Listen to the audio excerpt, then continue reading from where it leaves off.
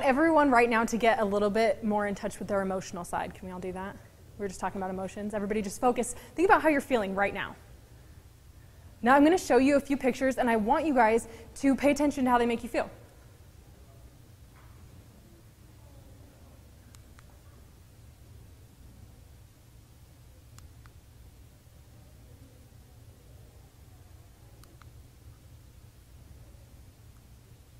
So for those first few pictures, what did they make you feel? How are you feeling? Anxious? Excited? Think about the puppies, a little bit uncomfortable? Now, we could have been feeling all sorts of things, but I guarantee that every single one of you felt at least a little bit of empathy. And you had a desire to do something. This is called altruism. Now, a doctor, a developmental psychologist, his name is Dr. Tomasillis. He teaches that children and everyone are born to be altruistic. He teaches that if you have an 18-month-old child and you put him in a situation where there is no reward that could be gained, but an adult around them needs help, that child will do anything that they can to help the adult. So if you have a parent who has lost their keys, this 18-month-old child will start pointing and try and find it. If an adult has dropped something, the child will go and pick it up and hand it to them with no reward. So since we are all born altruistic, a lot of us throughout our lives try and suppress this. Then we have people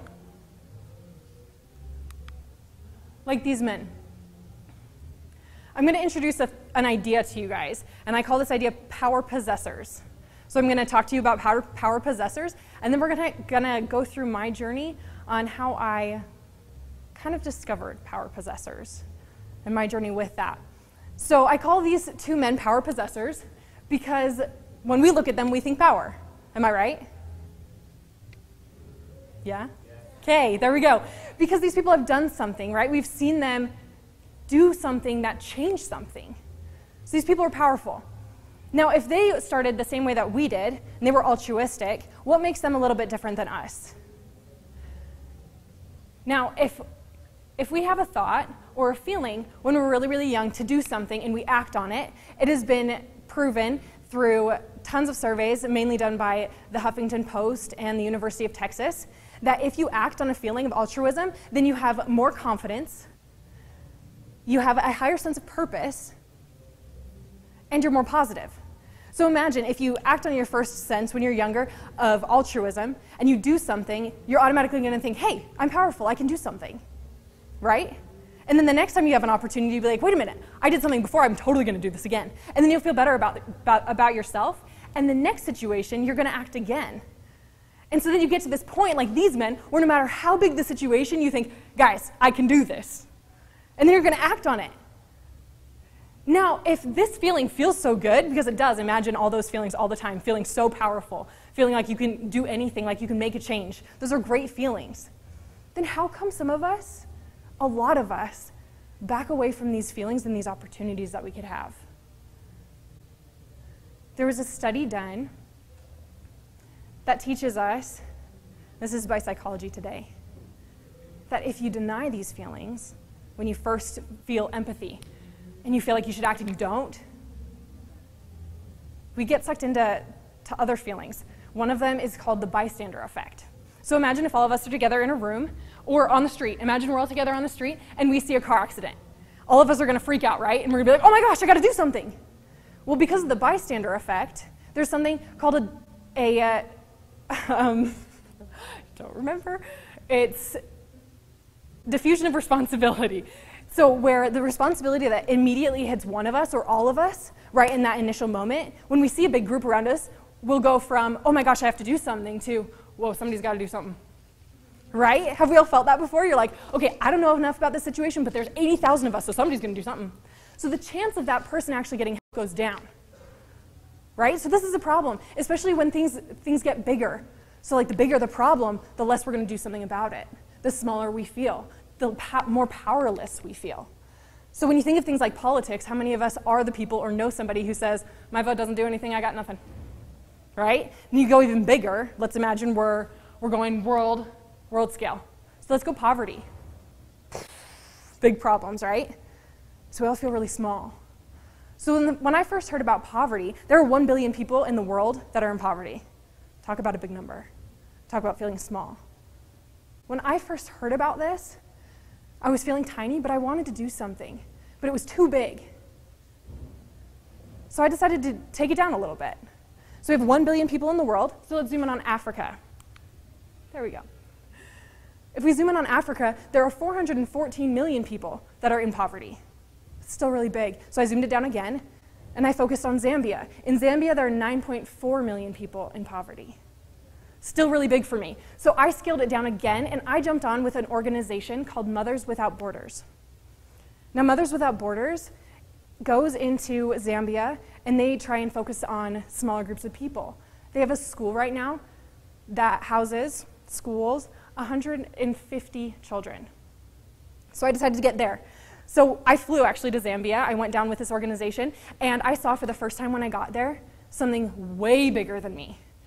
I saw poverty in my face. I saw children without shoes, without clothes, without parents, without homes. Now, AIDS, people, has taken out an entire generation in Zambia. There are children raising children, it's like big sisters, and then there are grandparents raising children. You don't have adults in this place, so talk about feeling small and powerless. When I landed in this situation, I was in the middle of a village, and I did not know what to do. I was like, I've got nothing to give in this situation. And then I realized I have empathy, and I've got love, so that's all I'm going to give. So I saw this little girl, and I decided to pick her up, and when I did, she just melted into me. And I walked around with her for an hour, and I just sang with her. I don't even know her name. She doesn't speak English, but I love this girl, and I gave her all of my love in that moment. And I didn't change her world, but I know in that hour, she knew that she was loved. In that hour, she knew that somebody cared about her and that she was safe. And for the rest of her life, she'll know that for 1 hour, somebody loved her. I realized in that moment that I had power. I didn't have a ton to give. I almost had nothing to give, but I was enough. Now I'm going to introduce you guys to somebody else that I love. This is Anthony. Now in this picture, Anthony is between 8 and 10 years old. He had lived on the streets his whole life. He had basically nothing. A lady met him. Her name is Kathy. And she decided that she wanted to do something about it. So she took a step of power, and she put him in school. Before his first day of school, he had not picked up a pencil. In 2 months' time, he graduated 8th grade. 2 months' time. By that point, a few other people heard about him, and they started helping out too. They got him into college. He graduated high school top of his class, actually, and got into college himself, but he needed a little bit of help with finances and things. So they helped him get there, but it wasn't enough. He didn't have enough money for books. So Anthony decided to start studying and tutoring with other students. Their payment to him was that at night that he could use their books. So he graduated college, top of his class. He got into medical school. Anthony graduated medical school and is now a doctor in Zambia. Power possessors breed power possessors. Anthony has power, and people see him as powerful. So now there's one other person I want to introduce you to. This is Gift. I met Gift in 2012. I love Gift with my whole heart. Gift was a street kid as well. He lived on the streets for 3 years. Mothers Without Borders picked him up. They put him in school. This is Gift. This last summer with me, he was telling me that when he graduates, he wants to go on a mission when he's 18. After his mission, he wants to go to BYU. And guess what? He can do it. All because a few people decided to be power possessors and do something and give what they had. Now, people, I'm going to tell you, when I went to Zambia, when I went there, it totally rocked my world. I learned that I could do something, that I had power. But it was scary. And actually, when I came home was when I realized that there was, really, I learned the meaning behind one of my favorite quotes. Our biggest fear is not that we are inadequate. Our biggest fear is that we are powerful beyond all reason. When I felt all this pressure of, hey, you know now, you have to do something, I was like, oh my land. I'm going to back away, guys. I'm small. I can't do this, right? But I like the last part. as we are liberated from our fear, our presence automatically liberates others. So I decided, wait a minute, I gotta stand strong, I gotta be a power possessor, I'm gonna do something. I don't have very much to give, but I can do something. So guys, I'm here because I wanna be a power possessor. And I wanna help all of you be power possessors because I'm gonna tell you that you are enough. You are enough, and if you felt anything tonight, if you have felt empathy, if you have felt altruistic in any way, do something with it, grow with it, become. Now, I guess your next question might be, how? Where in the world do I start? So I'm going to tell you what I did when I came home is I got into this program. I found a program that I trusted. Find somebody who's transparent. This is on Mothers Without Borders homepage on their website. I know that whatever I give to Mothers Without Borders, 94% of it goes straight to the kids. I totally believe in that, guys, 100%. Only 5% goes to management. Somebody's got to deal with all the logistics. 1% goes back into getting more money for these kids. That's something I believe in. Find something that you believe in, but do something about it. Mothers Without Borders has also offered a ton of options and opportunities for all of us to be power possessors, for all of us to do something. So right now there is a campaign going on. These slides like to jump. Ta-da. And this campaign is to help raise this school that I was telling you about from 150 kids to 500 kids. We need to raise $50,000. Talk about a big number, right? So let's scale it down again. What we decided is we don't want to do it all at once, but how do you build a school? Brick by brick. For $20, you can buy a brick. For $20, you could change somebody's life. I'm telling you, you're enough. I'm telling you. And guess what? If you don't have $20, that's fine. Guess what? I don't right now either. I really don't. But I have 10 friends who have $2. And I promise that each of you have 10 friends with $2. And if you have 10 friends with $2, you bought yourself a brick. You're enough.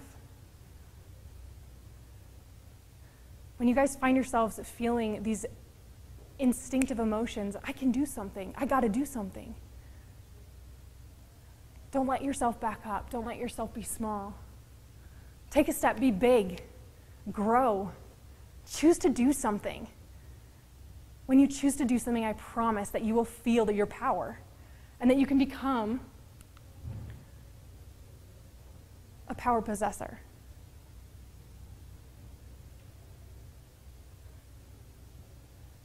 I promise you that there are people that need you. And I promise you that there's something you can do about it. So please remember that you're enough. And when you give who you are, where you are, what you are right now, you are enough because you have empathy and you can love. And love works. You're enough. Thank you.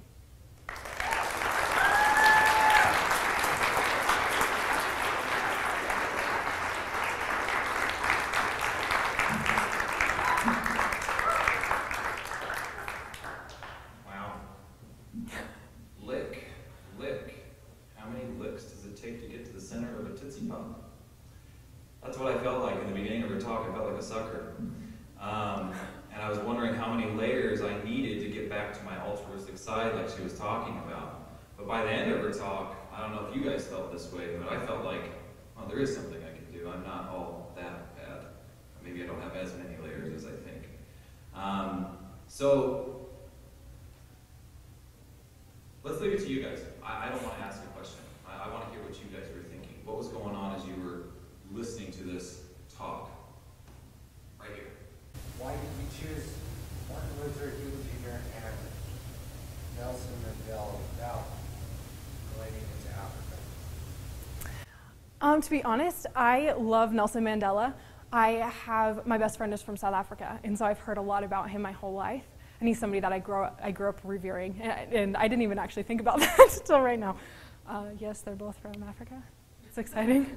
Sorry. There you go. Any other questions? What specifically drew you to Mothers Without Borders? That is a really good question. I actually, when I was 8 years old, I saw somebody do a presentation, and she showed what she was doing it was actually in Romania.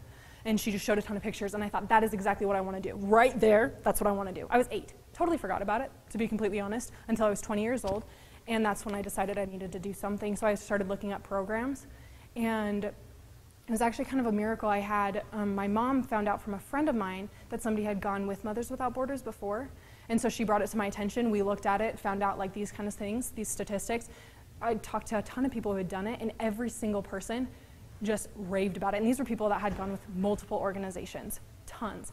And they go back to this one. A lot of people like jump around, you know, when they like go volunteer, they'll like jump around programs, but Mothers Without Borders has huge loyalty. People will keep going back. So that sounded really good to me, and so I was like, all right, I'm in.